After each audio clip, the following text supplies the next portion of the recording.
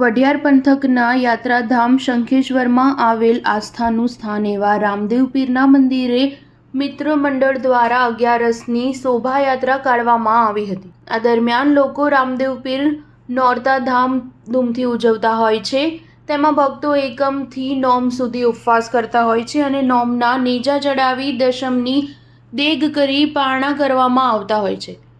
11ની ભાવિ ભક્તો દ્વારા શોભાયાત્રા કાઢવામાં આવે છે। શંખેશ્વર હાઈવે પર આવેલ રામદેવ પીર યુવક મંડળ દ્વારા ગામની પ્રદક્ષિણા કરીને પીરની શોભાયાત્રા કાઢવામાં આવી હતી અને રામદેવ પીરે જ્યારે ભેરવાને ભોયમાં ભંડારીને વચન આપ્યું હતું કે નોમના મારા નેજા ચડશે, દશમની દેગ ચડશે અને 11ની શોભાયાત્રા નીકળશે અને જે બારસના જે પ્રસાદી ચડાવશે તે ભેરવાને ચડશે એવી લોકવાયકા ચાલી રહી છે।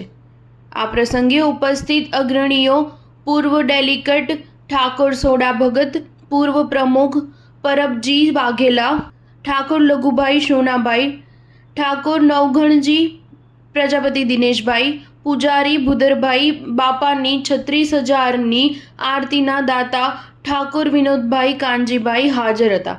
Star news 7 Shankheshwar.